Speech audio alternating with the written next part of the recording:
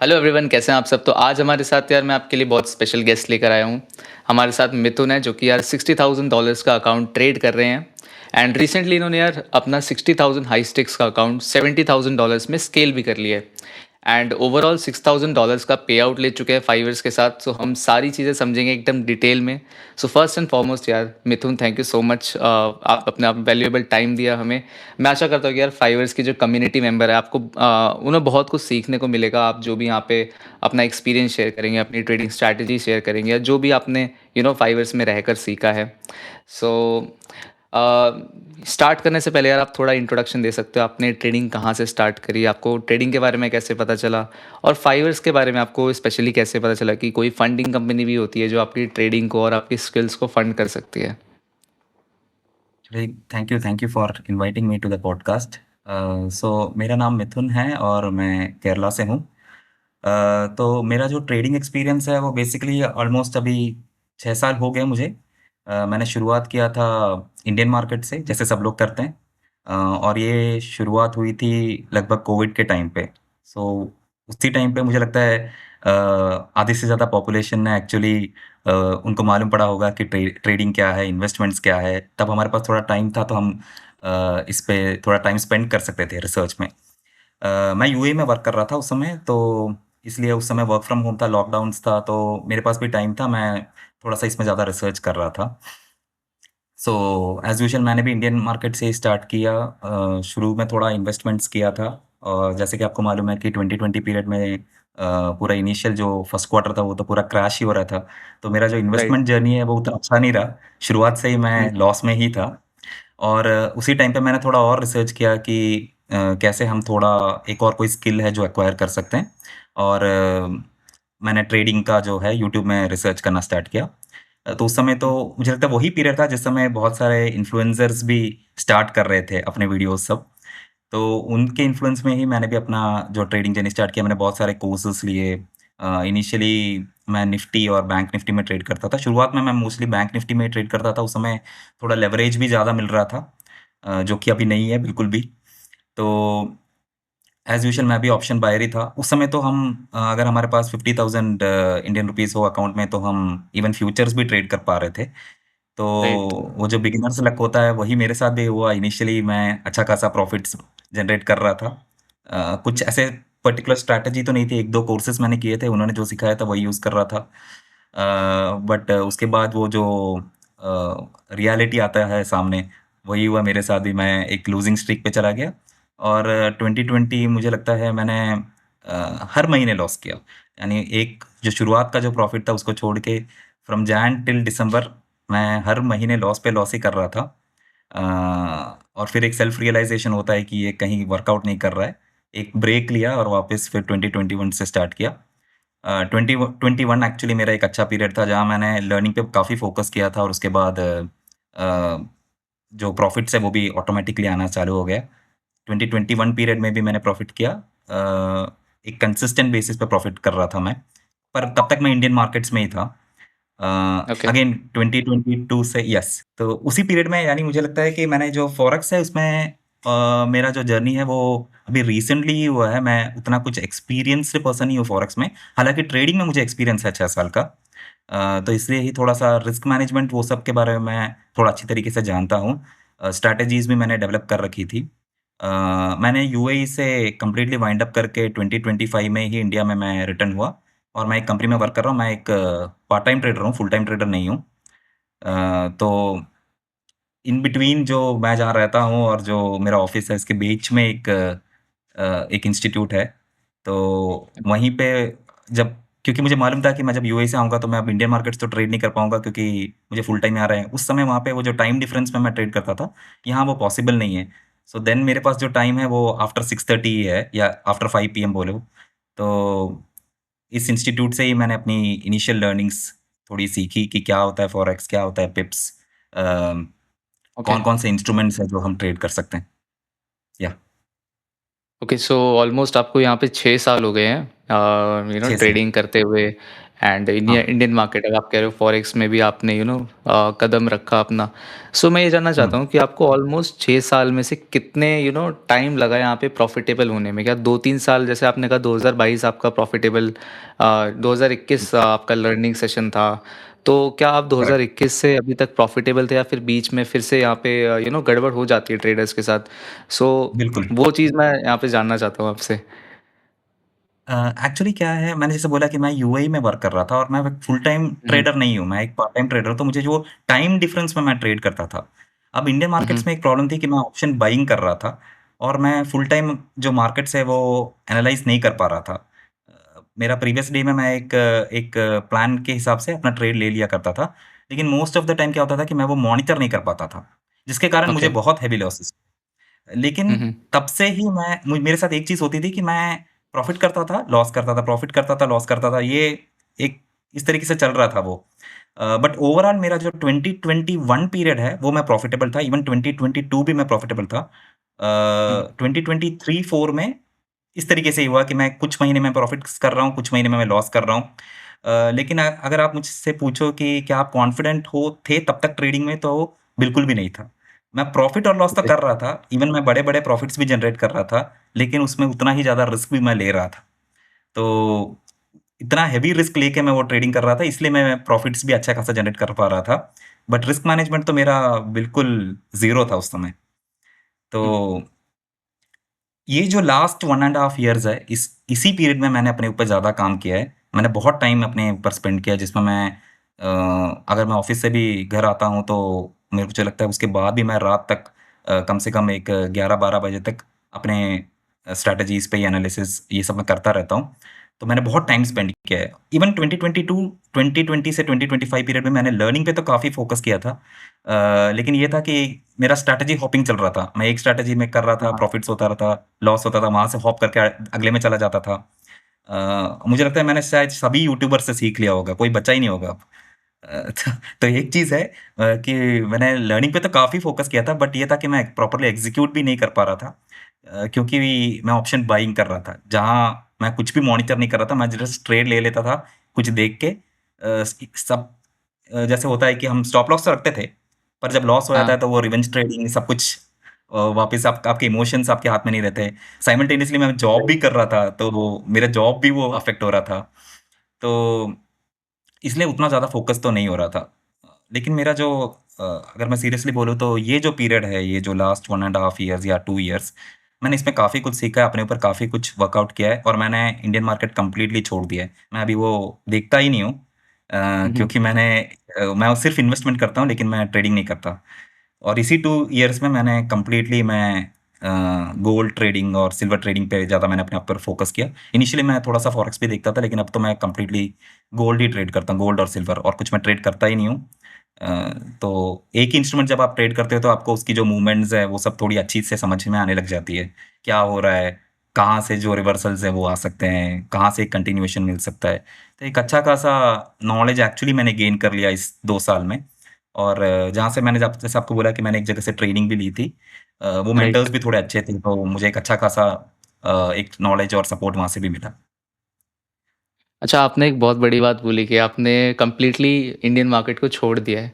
सो यहाँ छोड़ पे दिया। व्यूअर्स के दिमाग में बहुत क्वेश्चन्स आएँगे कि यार इंडियन मार्केट ज़्यादा अच्छा है या फॉरेक्स मार्केट अच्छा है? जैसे आप यहाँ पे हुँ, गोल्ड वगैरह करते हैं, सिल्वर करते हैं। सो एक हुँ, कंपैरिज़न बता सकते हैं कि इंडियन मार्केट यूजुअली क्यों छोड़ देता है? जो इंडियन में जो फॉरेक्स ट्राई कर लेता है एक बारी, या फिर जो गोल्ड वगैरह हुँ, ट्राई करता है, उसको फिर इंडियन मार्केट में उतना वो फ़ील क्यों नहीं आता कि भाई चलो यहाँ से अब दूर ही चले जाते हैं, this is making me hmm. Consistent money. So ऐसा क्या रीज़न है कि आपके हिसाब से आपने वो चीज़ कंप्लीटली स्किप कर दी? एक तो मेन रीज़न है लेवरेज। इंडियन हुँ, मार्केट हुँ। में आपको लेवरेज नहीं है, बिल्कुल भी नहीं है अभी। प्लस अगर आप प्रॉफिट्स भी कर रहे हैं, तो उसमें बहुत सारे टैक्सेस आते हैं, एसटीटी, ये सब अलग राइट। बहुत सारे टैक्सेस हैं, जो कट होने के बाद आपके पास कुछ बचता ही नहीं है। या तो आप हुँ, उतने हुँ। ही कंसिस्टेंट ट्रेडर हो, जो आप लेट्स से आपका जो विन रेट है, वो 70-80% सब है, तब तो ठीक है, हम बोल सकते हैं। और या तो आपके पास बहुत ज़्यादा कैपिटल हो, तब भी ठीक है, आप सर्वाइव कर पाओगे। अगर आप ओके। लेट्स से, मैं तो ऑप्शन बायरिंग तो मैं बोलूँगा भी नहीं, मैं बोलूँगा ऑप्शन सेलर्स तो चलो फिर भी थोड़ा-सा प्रॉफिट्स कंसिस्टेंटली कर पाते हैं जनरेट। बट इसमें क्या एडवांटेज है आपके, आप जब इस फॉरेक्स में या फिर आप गोल्ड में जब ट्रेड करते हो, एक तो आप एक ही इंस्ट्रूमेंट में फोकस कर रहे हो, hmm, prop firm is a blessing, ये आपको मानना ही पड़ेगा क्योंकि जिसके पास भी क्या बोलते हैं कैपिटल नहीं है, उनके लिए प्रॉप फर्म एक ब्लेसिंग है। आपके पास एक अच्छा खासा स्किल हो, एक अच्छी खासी स्ट्रैटेजी हो, एक एड्ज हो, तो इससे अच्छा कोई कुछ हो ही नहीं सकता क्योंकि इन अ वे प्रॉप फर्म आपके लिए एक मेंटर की तरह ही काम कर रहा है, जहाँ उन्होंने काफ़ी रूल्स बना के रखे हैं। आपको आपका सिर्फ ये रोल है कि आप स्ट्रिक्टली उसे फॉलो करो। तो इन अ वे प्रॉप फर्म आपको सुधार रहा है, आपकी कमियाँ आपको दिखा रहा है और आप उस पे वर्कआउट करोगे और आप उसको इम्प्रूव करोगे। तो इससे अच्छी बात हो ही क्या सकती है? तो अब इंडियन मार्केट में जाने का तो सवाल ही पैदा नहीं होता। करेक्ट। आप मतलब ब्रोकर में ट्रेड करते हो तो आपको कोई गाइड करने वाला नहीं है, वहाँ पे कोई रिस्क लिमिट नहीं बिल्कुल होती। नहीं, 100% बिल्कुल, कैपिटल आपका वहाँ पे रिस्क पे चला जाता है। सो अगर आप लूज़िंग स्ट्रीक पे हो तो जैसे यहाँ पे 10% पे चलो आपका अकाउंट टर्मिनेट कर देते हैं, बट वहाँ पे तो यार फिर आपका हुँ, 90% जो बचा है वो भी करेक्ट, ये तो साइकोलॉजी खराब होगी तो गया वो। सो करेक्ट, यार करेक्ट। काफ़ी इंटरेस्टिंग जर्नी आपकी अभी तक जो भी मैं देख रहा हूँ ना, आपने काफ़ी पेशेंस के साथ यहाँ तक अपना जर्नी को कंटिन्यू करा है। सो हुँ। हमारे व्यूअर्स को यार आप अपना डैशबोर्ड दिखा सकते हो, आपने टोटल अभी तक कितना पे आउट लिया है, आपके ट्रेडिंग हिस्ट्री कैसी रहती है, आप यहाँ पे लॉन्ग टर्म ट्रेड करते हो या फिर स्कैल्पिंग करते हो या फिर इंट्राडे ट्रेडिंग करते हो? ये हुँ। सब एक बारी हमारे व्यूअर्स को दिखा सकते हैं? हाँ, बिल्कुल, बिल्कुल। Okay, thank you.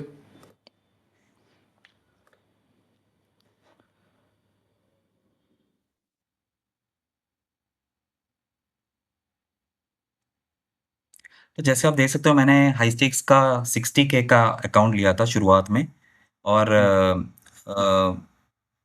जो फाइर्स था ये मेरा एक्चुअली दूसरा प्रोफर्म था जिस पे मैंने ट्रेड किया। इनिशियली यहाँ पे भी मैंने एक गलती कर दी थी कि मैं जब इनिशियली मैं प्रोफर्म एनवायरनमेंट में आया था तो मैंने एक उतना ज़्यादा ट्रस्टवर्थी प्रोफर्म से अकाउंट नहीं लिया था और ओके, जहाँ वहाँ पे भी मैंने प्रॉफ़िट तो किए थे, मैंने लगभग $3000 प्रॉफ़िट किया था लेकिन फिर वो प्रोफर्म ही बंद हो गया। तो मेरी शुरुआत यहाँ पे भी थोड़ी-सी नेगेटिव साइड में ही रही और वहाँ से मुझे पता चला कि आपको एक चीज़ तो आपको आप परफॉर्म एनवायरनमेंट में आ रहे हो तो आपको जो ध्यान रखना है कि आप एक अच्छे ट्रस्टवर्थी प्लेटफ़ॉर्म से ही अकाउंट लिया करें। और राइट। आपको क्वालिटी चीज़ अगर चाहिए तो वो सस्ते में आपको नहीं मिलने वाली। ये भी आपको हुँ, हुँ, अपने माइंड में रखना ही। तो जब मार्केट में मैंने ध्यान एनालिसिस किया तो मुझे समझ में आ गया कि जो लॉन्ग स्टैंडिंग जो काफ़ी सालों से है, वो फायर्स है। तो फिर कुछ और मेरे दिमाग में क्वेश्चन आया ही नहीं, मैंने यहीं पे अकाउंट ले लिया और मैंने 60 के हाई हाई स्टेक्स अकाउंट से अपना ये जर्नी स्टार्ट किया। तो इन अ वे ये मेरे लिए काफ़ी इम्पोर्टेंट है, यानी इस अकाउंट के बाद मैंने काफ़ी सारे प्रोफ़र्म्स में वैसे अकाउंट लिए हैं। लेकिन हुँ, हुँ, ये जो अकाउंट है ये मेरे लिए स्पेशल है क्योंकि यहाँ पे ही मैंने अपना पहला प्रॉफ़िट भी कमाया और फिर ओके, वहाँ से जर्नी काफ़ी अच्छी रही है। तो आप जैसे देख सकते हो अमेज़िंग। मैंने 60 के से स्टार्ट किया था। जी, 60 के में जैसे पहले इवैल्यूएशन फ़ेज़ मैंने पास किया। इवैल्यूएशन फ़ेज़ पास होने के बाद मैं फंडेड हो गया। अब इवैल्यूएशन फ़ेज़ में मैं थोड़ा-सा एग्रेसिव अप्रोच ही कर रहा था। इनिशियली में मैं बिल्कुल भी एग्रेसिव नहीं था। मैं 0.5 या फिर 1% रिस्क करता था। लेकिन कुछ समय बाद मुझे रियलाइज़ हुआ कि जब हमारा कन्विक्शन एक ट्रेड में काफ़ी ही अच्छा हो, तो हम अगर आपने प्रॉफ़िट कमा लिया हो, तो आप उसको रिस्क पे रख सकते हो। तो हुँ, इस हुँ, तरीके से मैंने अपना पहले 2 इवैल्यूएशन फ़ेजेज़ पास किए और वन्स मैं फंडेड हो गया, मैंने मैं एक मेरा अप्रोच एकदम कंज़र्वेटिव है, मैं 0.5% से ज़्यादा रिस्क करता ही नहीं हूँ। तो इवन दो मेरा जो रिवार्ड है वो बड़ा हो सकता है, मैं 1:2 से कम लेता भी नहीं हूँ। ऐसे काफ़ी सिनेरियोज़ हुए हैं जहाँ मैंने 1:1.5 जितना प्रॉफ़िट कमा लिया होगा, लेकिन उसके हुँ, हुँ, बाद मार्केट रिवर्स हो गई और मेरा स्टॉप लॉस हिट हो गया। लेकिन वो मेरे लिए अब कॉमन है, मैं उतना ज़्यादा उसके लिए बॉदर नहीं करता। मैं कुछ लोग ट्रेल करते हैं, जहाँ से उन्होंने लिया था वहीं पे आके ट्रेल करते हैं, पर मैं वो भी नहीं करता। मैं मिनिमम 1:2 लेता ही हूँ और मेरा ऐसा कुछ नहीं है कि मैं 1:2 पे बुक कर लूँगा। मैं लिक्विडिटी के हिसाब से ट्रेड करता हूँ और जहाँ मुझे लगता है कि लिक्विडिटी यहाँ पे अवेलेबल है, उसके हिसाब से हुँ, मैं अपना प्रॉफ़िट बड़ा करता हूँ। तो जो अब मेरा विन रेट शायद कम होगा, मेरा विन रेट उतना ज़्यादा बड़ा नहीं होगा लेकिन जो मेरा रिस्क रिवार्ड है वो हमेशा बड़ा ही होता है। 1:2, 1:3, 1:5 इस हिसाब से ही मैं हमेशा ट्रेड्स लिया करता हूँ। तो आप देख सकते हो अच्छा। So before we yes. Move to your strategy part, हमारे यूट्यूब पे बहुत क्वेश्चंस आते हैं कि इवैल्यूएशन का जो विन रेट है और जो फंडेड का विन रेट है एक बारी उसके बीच में कंपैरिजन करके दिखाओ। सो जैसा आप यहाँ पे कह हुँ, रहे हैं कि आपका विन रेट कम है, सो जैसे हुँ, 60K का आपने इवैल्यूएशन ट्रेड किया, तो उसमें आपकी विन रेट क्या है फ़ेज़ 1, फ़ेज़ 2 में? एंड जैसे 60K हुँ, से आपने 70K के फंडेड में ट्रांज़िशन किया, तो 60K के हुँ। फंडेड अकाउंट में आपका क्या विन रेट है? तो इसके बारे में एक बारी दिखा सकते हो आप अपने डैशबोर्ड के थ्रू? 1 मिनट। तो अभी आप देख सकते हो ये मेरा जो अभी करंट विन रेट चल रहा है वो लगभग 64% है। तो ओके। ये इसलिए है क्योंकि मैंने जैसा बोला कि अभी मैं अपने रिस्क रिवॉर्ड पे काफ़ी ज़्यादा इम्पोर्टेंस दे रहा हूँ। हुँ, हुँ। विन रेट मेरे लिए मायने नहीं रखता, मैं ज़्यादा अपने रिस्क रिवॉर्ड पे ही फ़ोकस करता हूँ और मैं ओके। अभी वो रिवेंज ट्रेडिंग चीज़ करता भी नहीं हूँ कि मैं 0.5% मुझे लॉस हो गया तो फिर अगेन आप बढ़ा के कुछ लोग मार्टिंगेल करते हैं यानी डबल कर देते हैं। मैं ऐसी चीज़ें भी हुँ, नहीं हुँ। करता। तो वो अभी तो मेरा एक्चुअली आप देखोगे तो मेरा फंडेड स्टेज में मेरा विन रेट इम्प्रूव हो रहा है। इतना नहीं था मेरा विन रेट इवैल्यूएशन फ़ेज़ में। मेरा इवैल्यूएशन में तो कम था एक्चुअली। तो अभी आप देखोगे तो आप देख भी सकते हो मेरे जो इंस्ट्रूमेंट्स हैं मैं एक्सएयू यूएसडी और एक्सएजी यूएसडी ही पे ही ट्रेड करता हूँ काफ़ी। ये चीज़ मैं नहीं कर रहा था, इवैल्यूएशन में मैं रैंडमली भी कर रहा था कुछ चीज़ें। मैं कभी-कभी यूरो यूएसडी भी ट्रेड कर लिया करता था, जीबीपी यूएसडी भी ट्रेड कर लिया करता था। लेकिन कुछ समय बाद आपको ही समझ में आ जाता है कि कुछ इंस्ट्रूमेंट्स आपके लिए वर्क नहीं कर रहे हैं या फिर आपकी हुँ, स्ट्रैटेजी उस पे वर्क नहीं कर रही है। मेरे लिए वो करेक्ट। फॉरेक्स पे बिल्कुल भी वर्क नहीं कर रही थी। मेरे लिए वो वर्क करती है गोल्ड और सिल्वर पे और इसलिए मैं सिर्फ़ उसी पे ट्रेड करता हूँ। तो इसलिए बोल रहा हूँ ये कि ये जो रूल्स मैंने प्रॉपर्ली फॉलो किए हैं तो अगर आप देखो तो मेरा विन रेट काफ़ी इम्प्रूव हो गया है। 64.6 is a very good win rate actually that's in a this very good है। स्पेस या, राइट? या, या। सो इवन अगर आपका कम भी हो मेरा तो इवैल्यूएशन फेज़ में 50 के नीचे ही था, 45% जितना ही मेरा विन रेट था। बट जैसे मैंने बोला कि मैं अपने रिस्क रिवॉर्ड पे काफ़ी फ़ोकस करता हूँ और मेरे जो ट्रेड्स होते हैं वो 1:2 से कम होते ही नहीं हैं। तो कभी-कभी ऐसा भी हो जाता है कि मैं मेरे जो विन रेट है वो लाइक जो रिस्क रिवॉर्ड है वो 1:5, 1:6, 1:7 कुछ चीज़ें होती है जो आपको एक्सपीरियंस से गेन करती है जैसे कि कुछ लोगों को होता है कि वो 1:2 आपको मिल जाता है उसके बाद जब मार्केट रिवर्स करता है तो वो ट्रेल करने स्टार्ट कर देते हैं। वो भी एक हुँ। अच्छा स्ट्रैटेजी है बट मैं अब इस स्टेज में हूँ जहाँ मैं ये सब बेयर कर सकता हूँ और मेरे इमोशंस पे ज़्यादा वो अफ़ेक्ट नहीं करता। तो इसलिए मैं होल्ड कर सकता हूँ, वो एक कंट्रोल मेरे पे आ गया है, मैं थोड़ा-सा इमोशनल अब कंट्रोल कर सकता हूँ। तो ये चीज़ें मुझे ज़्यादा अफ़ेक्ट नहीं करती है। सो आपके लिए win size is more important than win rate, correct, right? Correct, correct. Okay. Yes, so यहाँ पे जैसा आपने कहा विन साइज़ ज़्यादा बड़ा होना चाहिए आपके हिसाब से, तो आपकी होल्डिंग टाइम क्या रहती है? मेरे हिसाब से तो यार आप ऑलमोस्ट 1 घंटे से ज़्यादा होल्ड करते होगे ट्रेड को। बिल्कुल। मेरे सभी ट्रेड्स ऐसे ही होते हैं क्योंकि मेरा जो स्ट्रैटेजी है वो हायर टाइम फ्रेम पे ही बना हुआ है। तो मैं स्विंग ओके, ट्रेडर तो नहीं हूँ, मैं एक इंट्राडे ट्रेडर हूँ और मैं स्कैल्पिंग तो बिल्कुल भी नहीं करता। मैंने काफ़ी बार वो ओके, कोशिश की है लेकिन वो मेरे लिए नहीं बनी है। मेरे पास वो एक स्किल नहीं है। तो मेरे लिए जो हुँ, स्किल हुँ, है वो इंट्राडे ट्रेडिंग को ही सूट करती है। ओके। सो आप अपनी स्ट्रैटेजी दिखा सकते हैं, आपकी स्ट्रैटेजी क्या है? बिल्कुल, बिल्कुल।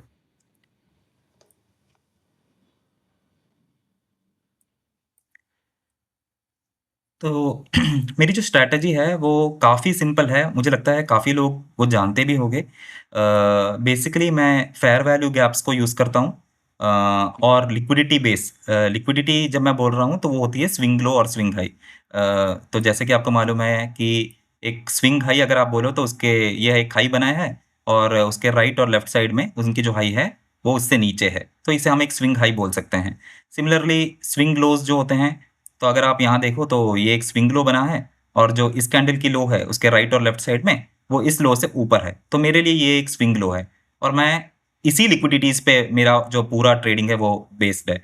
एक है स्विंग लो स्विंग हाई, दूसरा है fair value gaps. So fair value gaps जब आप बोलते हो वो है जैसे कि जो 3 कैंडल फॉर्मेशंस होते हैं ये जो आपका पहला कैंडल है, एक रेड कैंडल और उसके बाद आपको एक एक्सपेंशन राइट, कैंडल बन गया जो कि एक बुलिश कैंडल है और जो थर्ड कैंडल है वो भी बुलिश है। सो जो पहली कैंडल की हाई है और जो तीसरी कैंडल की लो है, उसके बीच में जो ये गैप बनी हुई है, ये है मेरे लिए फेयर वैल्यू गैप। तो मैं okay. Bullish fair value gaps और बेरिश फेयर वैल्यू गैप्स इन्हीं के अंदर ट्रेड करता हूँ।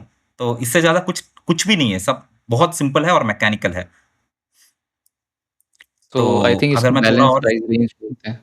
Balance price correct, range correct, बोलते हैं जब करेक्ट। दोनों ये कॉइन ट्रेड बैलेंस कर प्राइस जाते हैं। रेंज हाँ, हाँ। Correct, correct. तो इसमें ये कि जो डिफरेंस है मेरा जो एनालिसिस है वो बेसिकली हायर टाइम फ्रेम पे होता है। तो मैं हमेशा शुरुआत करता हूँ डेली से, और डेली के बाद मैं आता हूँ 4 आवर पे, 4 आवर के बाद मैं आता हूँ 1 आवर पे, और 1 आवर के बाद मेरा जो एग्ज़ीक्यूशन होता है वो या तो 30 मिनट पे होता है, या फिर मेरा जो कन्विक्शन हाई है तो मैं 1 आवर के हिसाब से 5 मिनट पे आ जाता हूँ। अगर मेरा हुँ, हुँ। 30 मिनट पे कोई एनालिसिस मैंने किया 30 मिनट पे, तो मैं 3 मिनट पे आ जाता हूँ। यानी मेरा जो एग्ज़ीक्यूशन है वो 5 मिनट और 3 मिनट पे होता है, लेकिन जो एनालिसिस पार्ट होता है वो डेली 4 आवर और 1 आवर पे ही क्लियर हो जाता है।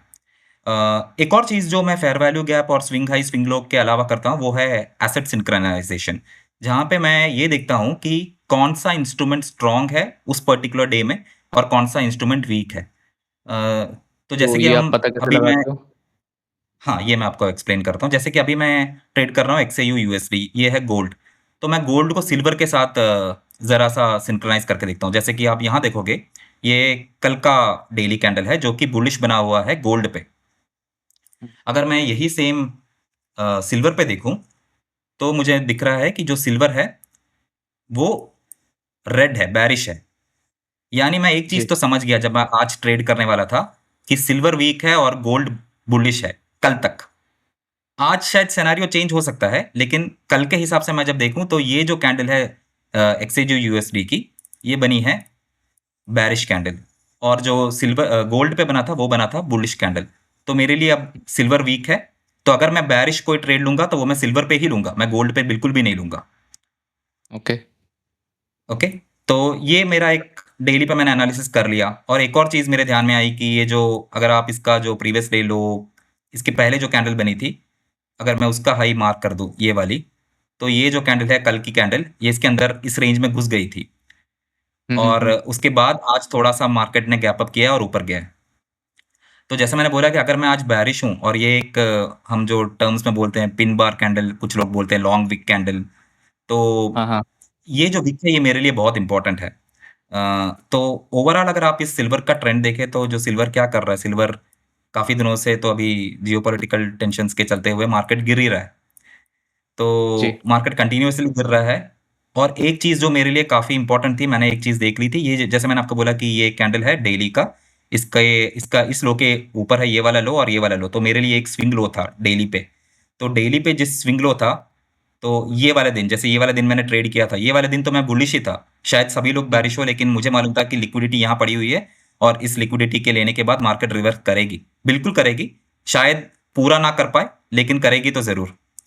तो इसी तरीके से है मेरा, मैं ये थोड़ा एक्सप्लेन भी कर दूँगा, लेकिन ये जो है बेयरिश पार्ट, तो आज के दिन तो मैं बेयरिश ही था, और मुझे मालूम भी था कि सिल्वर ज़्यादा बेयरिश है, गोल्ड से अगर आप कंपेयर करें तो। तो मैंने डेली देख लिया, अब मैं डेली से आ गया सीधा 4 आवर पे।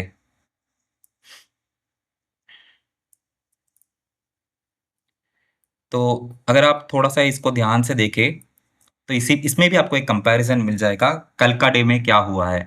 अगर आप देखो, ये कल के डे में जो पहला जो कैंडल था, वो सिल्वर में गैप अप हुआ था, और गैप अप होते ही वो ऊपर भाग गया। पहला कैंडल काफ़ी बड़ा था। एक और चीज़ है, मैं ज़्यादातर लंदन सेशन या फिर न्यूयॉर्क सेशन में ही ट्रेड करता हूँ। एशियन में मैं उतना ज़्यादा ट्रेड नहीं करता, अगर मुझे उतना ज़्यादा कन्विक्शन हो, तो ही मैं ट्रेड करता हूँ।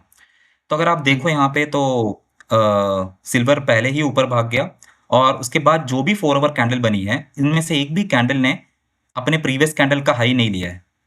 जैसे कि ये कैंडल है, इसका हाई यहाँ पे था, इसका हाई यहाँ पे था, इसका हाई यहाँ पे था, इसका प्रीवियस हाई नहीं लिया है। यहाँ पे भी अगर आप देखो तो यहाँ तक आई थी, लेकिन इसने इसका हाई नहीं लिया है। लेकिन अगर यही चीज़ आप अगर गोल्ड में देखो,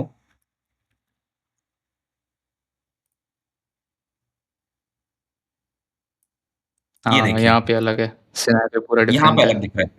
तो आपको पूरा हुँ, हुँ, सिनेरियो ही समझ में आ गया कि गोल्ड स्ट्रॉन्ग है। और एक और चीज़, जैसे मैंने बोला, डेली हुँ, में हमने जैसे देखा था कि गोल्ड बुलिश था और सिल्वर बेरिश था, वही चीज़ यहाँ पे भी हुई है। यहाँ पे 4 आवर कैंडल बुलिश है, लेकिन ये जो बुलिश कैंडल है, ये ओके, सिल्वर पे बेरिश था, करेक्ट? तो करेक्ट। इसका हाई ले लिया है इस कैंडल के हाई ने। तो मैं श्योर था कि गोल्ड तो स्ट्रॉन्ग था कल, आज भी स्ट्रॉन्ग हुँ, है, हुँ, लेकिन जो सिल्वर है वो अपना प्रीवियस कैंडल्स का हाई ले ही नहीं पा रहा है, इसलिए वो वीक है। एक्चुअली कल भी एक ट्रेड हुँ, था, हुँ, अगर मैं वो भी थोड़ा एक्सप्लेन करूँ, कल भी हमें यहाँ पे एक ट्रेड मिल सकता था। इसे एसेट सिंक्रोनाइज़ेशन में एक और चीज़ इसे बोलते हैं प्रिसिशन स्विंग पॉइंट। ये जो स्विंग बनी है, जहाँ पे हुँ, एक एसेट में बुलिश कैंडल हो, और जो कंपैरेटिवली जिसका जो दूसरा एसेट हम देख रहे हैं अगर उसमें बेरिश हो, तो हम इसे पीएसपी बोलते हैं, प्रिसिशन स्विंग पॉइंट। ये कुछ चीज़ें हैं जो मैंने ओके, अपने मेंटोर से सीखी है। हुँ, तो हुँ। मेरे लिए एक चीज़ तो श्योर था कि गोल्ड बुलिश है। तो आज का ट्रेड ही मैं आपको दिखा देता हूँ। तो आज का ट्रेड देखा जाए तो यहाँ पे शुरुआत हुई थी गोल्ड में। गोल्ड का जो पहला कैंडल है वो बुलिश था, दूसरा कैंडल बेरिश था और ये जब ऐसी कैंडल बनती है, जो प्रीवियस कैंडल का हाई का लिक्विडिटी जिसने ले लिया हो और वापस वो उसी के अंदर क्लोज़ हो जाती है। अगर ऐसा सिनेरियो हमें मिलता है, जो तीसरा कैंडल है वो हमेशा एक्सपेंशन कैंडल ही बनता है मोस्टली। तो ये एक चीज़ है जो मैंने काफ़ी नोटिस किया है, स्पेशली सिल्वर और गोल्ड में कि ओके। अ, ये जो कैंडल 2 है, ये मेरे लिए कैंडल 1 है और ये जो कैंडल 2 है, ये कैंडल 2 ने हुँ, हुँ। कैंडल 1 का हाई का लिक्विडिटी ले लिया और इसके अंदर क्लोज़ हो चुका है। तो जो कैंडल हुँ, 3 हुँ। है, वो definitely most of the time expansion candle ही होगा और उसका भी एक रीज़न है। अगर आप यहाँ पे देखो तो यहाँ पे हमारे पास लिक्विडिटीज़ पड़ी हुई है। यहाँ पे हुँ, किसी भी हुँ। कैंडल ने अपने प्रीवियस कैंडल का लो नहीं लिया है, व्हिच मीन्स हमारे पास काफ़ी लिक्विडिटी है जहाँ मैंने ये जो मार्क करके रखा है ये जो लाइन, ये हमारे पास है राइट, 4486 ये जो रेंज है, राइट। 4486203 यहाँ पे काफ़ी लिक्विडिटी है। तो मेरे पास एक चीज़ तो श्योर था कि ये जो 4 आवर की कैंडल बनने वाली है, वो डेफिनिटली ये लो लेकर ही रहेगी। हुँ, हुँ। लेकिन मैंने डेली में पहले ही एनालिसिस कर दिया था कि मैं सिल्वर पे ट्रेड करूँगा अगर मैं बेarish हूँ तो। तो मैंने फिर गोल्ड पे ट्रेड नहीं लिया, मैं सीधा गया सिल्वर पे। तो अगर आप देखो सिल्वर पे भी वही किस्सा है। देखिए, सिल्वर पे भी यही चीज़ बनी है, मैंने ब ऑलरेडी बना के रखा है जहाँ पे कैंडल 2 हुआ है। तो मैं श्योर था कि इस कैंडल पे मैं बेarish जाने वाला हूँ। लेकिन मैं 4 आवर पे तो ट्रेड नहीं ले सकता, तो मैं सीधा गया लोअर टाइम फ्रेम 1 आवर पे। अब यहाँ पे काफ़ी क्लियर है। अब यहाँ पे भी आप एक एसेट सिंक्रोनाइज़ेशन कर सकते हो। कभी-कभी मैं ऐसा करता भी हूँ कि मुझे लगता है कि कन्विक्शन मेरा काफ़ी हाई हो। जैसे आप देखो यहाँ पे भी सिल्वर पे ये जो 1 आवर के बाद हमें काफ़ी एक बड़ा-सा फेयर वैल्यू गैप बना है। अब जब भी हुँ, आपके हुँ। पास एक इतना बड़ा एक्सपेंशन कैंडल बन जाओ, तो आपको वेटिंग गेम करना है। आपको कुछ ट्रेड करना ही नहीं है, आपको जस्ट वेट करना है। तो ओके। क्योंकि ये जो कैंडल है इसने ये सब लिक्विडिटीज़ ले ली है, मैं वेट कर रहा था। तीसरा कैंडल एक बुलिश कैंडल बन गया जो मुझे मालूम था वही बनने वाला है या फिर एक कंसोलिडेशन कैंडल बनेगा। तो जो हुँ, मेरा हुँ। ट्रेड था वो यहाँ पे चालू होने वाला था। ओके। क्योंकि अब मेरे पास बन गया है एक फेयर वैल्यू गैप। तो मैंने जैसे बोला कि मेरी जो ट्रेड्स है काफ़ी वो फेयर वैल्यू गैप्स के अंदर ही बनती है। तो मैं वेट कर रहा था कि कब ये जो कैंडल है 1 आवर की कैंडल वो इसके हाई को लेगी। इसी टाइम पे गोल्ड ने भी उसके एक फेयर वैल्यू गैप बनाया था और उसने भी यहाँ पे एंट्री की थी। पर जैसे मैंने बोला कि यहाँ पे एक बेरिश बना है तो मेरी एंट्री यहाँ पे होगी। मैं सीधा 1 आवर पे गया और 1 आवर के बाद मैं सीधा गया अपने लोअर टाइम फ्रेम 5 मिनट पे। ठीक अब है। देखिए यही ट्रेड मैंने लिया था, मैंने ऑलरेडी मार्क भी करके रखा हुआ है। हुँ, इस हुँ। कैंडल ने अ, इस कैंडल ने अपने प्रीवियस स्विंग हाई की लिक्विडिटी ले ली और स्विंग हाई की लिक्विडिटी लेने के बाद एक काफ़ी स्ट्रॉन्ग एंगल्फिंग कैंडल बनाया और इस बुलिश हुँ, हुँ। कैंडल के नीचे क्लोजिंग दिया। तो ये मेरे लिए इसे हम change in state of delivery भी बोलते हैं। कुछ भी यानी जी। टर्म्स तो हमारे पास काफ़ी है। ये एक बेरिश एंगल्फिंग भी कुछ लोग बोलते हैं, कुछ लोग इसे change in state of delivery बोलते हैं। और जैसे ही ये कैंडल ने क्लोजिंग दे दी, मेरी एंट्री यहाँ हो गई और मेरा स्टॉप लॉस गया इसी कैंडल के हाई के ऊपर। तो जैसे मैंने पहले भी बोला था कि मैं अपने विन रेट पे फ़ोकस नहीं करता, मेरा रिस्क रिवार्ड लेकिन हमेशा 2 के ऊपर होता ही है। और मेरा जो ओके। टारगेट था वो ये था, जो कि अभी हिट हो चुका है। तो आप देखिए ये था क्लोज़ टू 1:3 का ट्रेड था ये। हुँ, हुँ। तो मैं जो रिस्क लेता हूँ जैसे मैंने आपको बोला कि मैं 0.5% से ज़्यादा रिस्क लेता ही नहीं हूँ फंडेड अकाउंट में। सो 0.5% का रिस्क और आपको मिल गया 1:5 1.5% प्रॉफ़िट आपने एक कितने देर में बनाया लगभग या देखिए मैं यही चीज़ की मैं बात कर रहा था कि इस 10-15 मिनट लिक्विडिटी को लग अभी तक जाएगा। इस यस 10-15 मिनट ऑलमोस्ट देखिए अगर आप देख रहे तो कुछ लोग क्या करते हैं अगर मैं इस ये था मेरा टारगेट ठीक है? ये वाला अच्छा, स्विंग ठीक लो। है। अब मार्केट हुँ, इससे हुँ। पहले रिवर्स हो गया। अब कुछ लोग क्या करते हैं अपने कॉस्ट पे जाके अपना वो जो ट्रेलिंग है वो लगा देते हैं। मैंने शुरुआत में ही हाँ। बोला था कि मैं वो चीज़ बिल्कुल नहीं करता। अगर आप ऐसे ट्रेडर हो जिसने ऑलमोस्ट 2.5 का विन देख लिया हो और उसके बाद मार्केट रिवर्स करके आपके इसको हिट कर दे, आपका इमोशन काफ़ी खराब हो सकता है। हुँ। लेकिन जैसे मैंने बोला कि मैं अभी बिल्कुल भी ऐसे इमोशंस मेरे पास नहीं है। तो मैं अगर लूँगा तो ये ही लूँगा, वरना मैं अपना स्टॉप लॉस लूँगा। तो ऐसी चीज़ें जो मैंने डेवलप करके रखी है और इसने मुझे काफ़ी हेल्प भी किया है मेरे ट्रेडिंग जर्नी में। तो यही चीज़ मैंने की। मेरा टारगेट यहाँ पे बिल्कुल भी हिट नहीं हुआ था। मार्केट रिवर्स भी हुई, लेकिन मेरे कॉस्ट पे ही वापस टैप करके देखिए वापस क्या हो गया। जी। बहुत बड़ी फ्रॉड आई है एक्चुअली। अच्छा, मेरा मेरा एक क्वेश्चन है यहाँ पे, जैसा आपने आपकी हाँ, स्ट्रैटेजी के अकॉर्डिंग जो एक्सपेंशन फेज़ है, उसमें आप ऑलरेडी ट्रेड ले चुके होते हैं। सो मोस्टली आपकी एंट्री हुँ, एक्यूमुलेशन या तो मैनिपुलेशन फेज़ में हो रही है, राइट? Correct, correct. करेक्ट। सो अगर बिल्कुल यहाँ सही पे आपने कोई बोला। न्यूज़ आ गई बिकॉज़ एक्सपेंशन जब हो रहा है मतलब मार्केट में न्यूज़ भी इन्वॉल्व्ड है, कोई इकोनॉमिक फैक्टर इन्वॉल्व्ड है। सो अगर आप हुँ। यहाँ पे एंट्री ले लेते हैं और कोई न्यूज़ आ गई, तो फिर उसको आप कैसे मैनेज हुँ। करते हैं? मान लो कोई भी बिग रेड फ़ोल्डर न्यूज़ है, how do you manage that? Actually red folder news के टाइम पे ये जैसे न्यूज़ का भी हमारे पास एक 2 मिनट उसके पहले या फिर 2 मिनट के बाद मैं उन दिनों में मैं थोड़ा और कॉशियस होता हूँ। या तो मैंने ओके। अपनी ट्रेडिंग पहले ही क्लोज़ कर दी होती है, मैं उस समय में ट्रेड बिल्कुल नहीं कर रहा होता। या तो हाँ, अगर हाँ। मुझे कोई सिनेरियो दिखता है, जैसे मैंने जो अपनी मेरी स्ट्रैटेजी बोली, कुछ न्यूज़ के बाद कुछ अगर ऐसी बन गई हो, तो ही मैं ट्रेड करता हूँ। तो वो जो अच्छा। वोलेटाइल मूवमेंट्स इन बिटवीन होता है, वो मुझे अफ़ेक्ट करती ही नहीं है। हुँ, हुँ, हुँ। सो मतलब आप अवॉइड ही करते हो, न्यूज़ चली जाए उसके बाद I avoid will he gonna करता हूँ। Enter the trade. Exactly, exactly. जैसे मैंने बोला कि ये ग्रेट। ट्रेड में मैं लेट था, एक्चुअली मैंने ध्यान नहीं दिया। एक्चुअली हमारे पास हुँ, एक हुँ। काफ़ी अच्छा सेटअप इसके पहले बना था, अगर मैं आपको वो भी दिखा दूँ, जो मैंने मिस कर दिया। अ, एक्चुअली मुझे एक्सपेंशन पे ही ट्रेड करना चाहिए था, जो मैं नहीं कर पाया।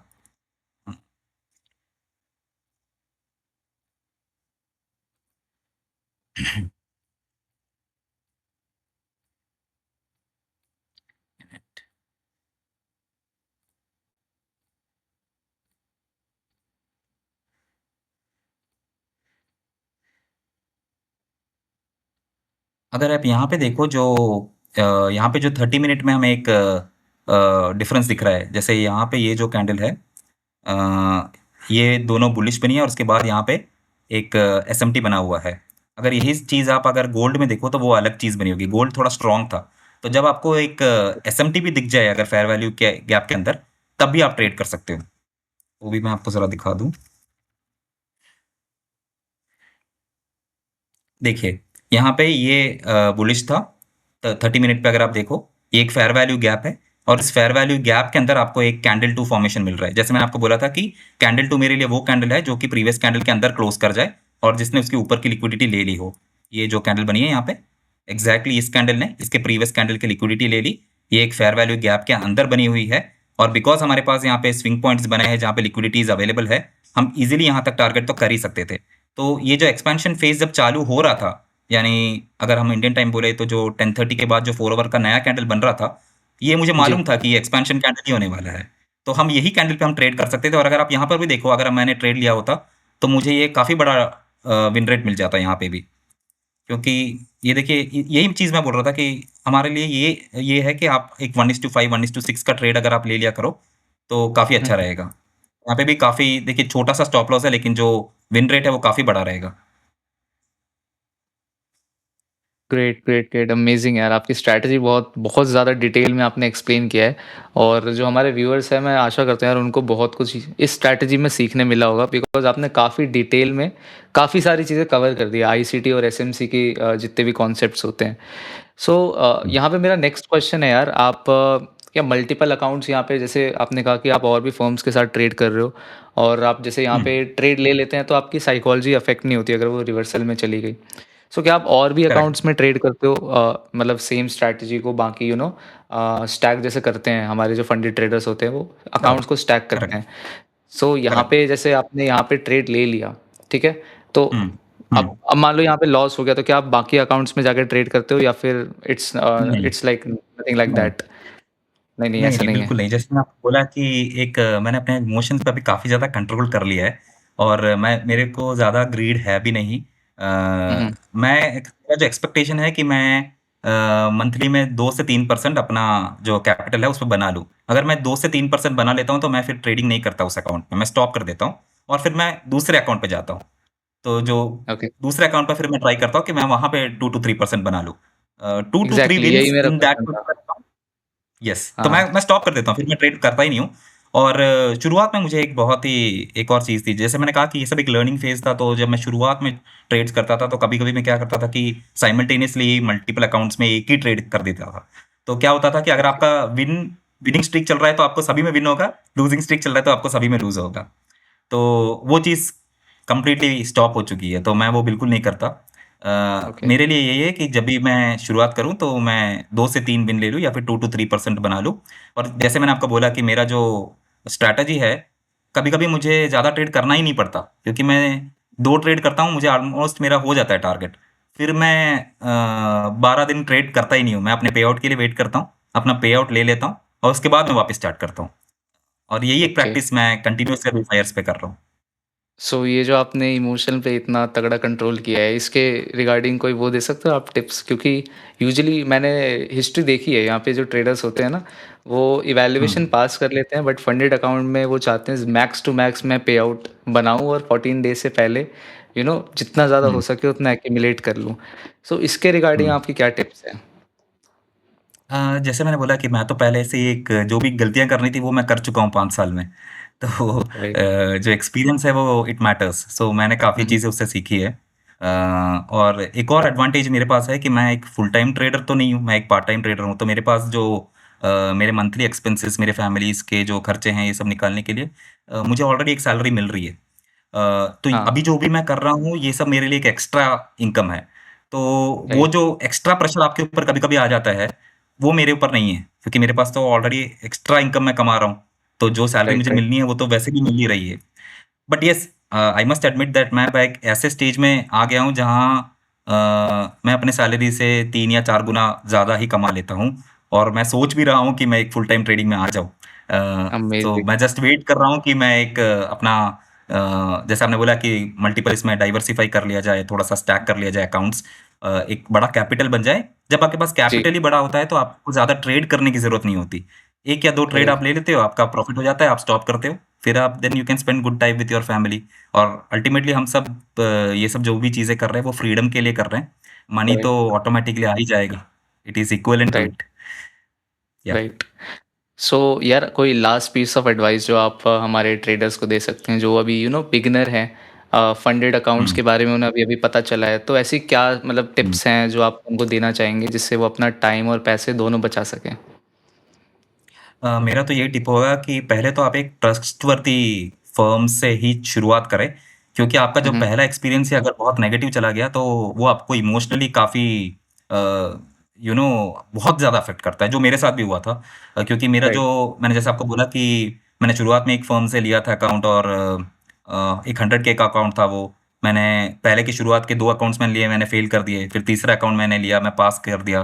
मैंने उसमें फंडेड भी हो गया, आपने इतनी मेहनत करी, आपने $3000 उसमें बनाए, लेकिन फाइनली आपको ये सुनने को मिलता है कि पता नहीं वो अकाउंट से आपको पैसा ही नहीं आ रहा है, वो बंद ही हो गया फिर वो अकाउंट। और फिर आपको 6 महीने आपके लिए आपको वेट करने पड़े, लेकिन उस अकाउंट से आपको कुछ भी नहीं मिला। तो ये जो फ़ेज़ था, ये मेरे लिए काफ़ी चैलेंजिंग था और तब मैंने थोड़ा-सा ध्यान दिया कि नहीं अब अगर आप एक भी अकाउंट लोगे प्रॉफ़र्म से एक अच्छे ट्रस्टवर्थी प्रॉफ़र्म से आप अकाउंट लीजिए। जैसे मैंने बोला हुँ, कि हुँ, आप क्वालिटी पे फ़ोकस करिए। आप जी, क्योंकि कुछ अकाउंट्स होती है जो कि आपको बहुत कम दाम में भी शायद एक 100 के अकाउंट कहीं से मिल जाए।